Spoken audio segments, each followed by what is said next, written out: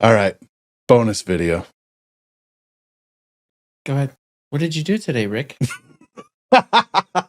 Were you going through your emails? Rick, it's 10:30 in the morning. Why are we in the studio? What did you do, Rick? Did somebody click on something they weren't supposed to?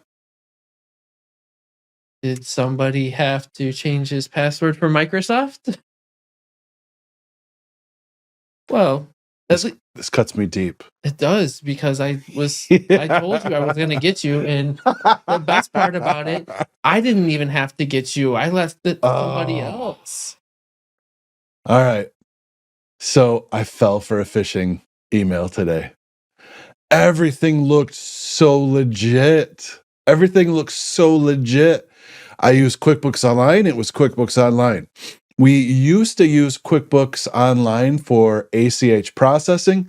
It was a renewal of your QuickBooks Online ACH processing renewal form. It wasn't from QuickBooks. It was not. It was not from Intuit. So let's turn this into a learning. Let's turn this into a learning lesson, right? If you fall for a phishing attempt, here's how you know, and here's what to do. I should say, did you get enough gloat? I did. I'm good. I'm done. I got it. I'm done. You're satisfied? I'm satisfied. Okay. All right. So yeah. I fell for the email. It looked legit as all get out. It looked legit enough to trick the IT guy, right? How did I know it was phishing? It was formatted like a DocuSign email. I clicked the link to go to the DocuSign, and it wanted me to log into my Microsoft account, and I haven't used DocuSign since November, when we were signing up for new services to redo the business, right? So I don't use DocuSign a whole lot. It took me to my Microsoft account. Okay, username, password. And here's how I knew I got phished and I fell for it. Everything in the email looked legit. I clicked the link. I didn't look at the address bar. If I had looked at the address bar, I would have known. So in a lot of phishing attempts, everything looks legit in the email. And what they do is they make a special kind of link where they sit there and it brings you to the Microsoft site, but it's their site with the Microsoft site embedded in it so that they can capture your username and password. I entered my username and password, and here's the key. Here's what you've got to pay attention to, right? It then took me to something I was not expecting. It took me to the Microsoft services page. SharePoint is functioning, Exchange functioning, Teams functioning. Wait a minute, this was supposed to take me to a DocuSign.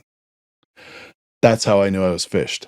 Then I looked at the address bar, and it was not just Microsoft. It was some other domain that the hackers were using. I see. Yeah, Fireside something. Yeah, you never know, all the hijacked domains and whatnot. Okay, so that's how I knew I had gotten phished. I didn't think I would have to enter my Microsoft username and password, but I did. It's typically cached in the browser. Yes, I use browser passwords. I'm bad. Like everybody else. But it didn't autofill my username. It didn't autofill my password. That was hint number 2. And then when it took me to a site I wasn't expecting, that's hint number 3. Hint number 4 was I looked at the address bar, and it was not Microsoft. And the reason why it didn't autofill was because it was a different website. It wasn't your autofill is from, let's say, Microsoft.com. Right. This is for, we're just going to call it Fireside.com, and it doesn't know. So those were the clues that I should have paid attention to, but I didn't know. And when people get phished, typically you just don't know. So I got phished. So what do you do? What do you do? Now, this is every bit as important. So it's not somebody necessarily sitting at their computer, I'm gonna get this guy. They cast a wide net in order to see what fish they can bring in. So you have not a lot of time, but you have some time. As soon as you realize you've been phished, you change your password. And I have been using a password manager since 2004 when I first heard of what a password manager is. Use a password manager. Immediately, I open up my password manager. I go to the entry of my email account. I change the password and I go into Microsoft and I change the password in Microsoft. No damage done, no hacker. They didn't have enough time to get in, probably.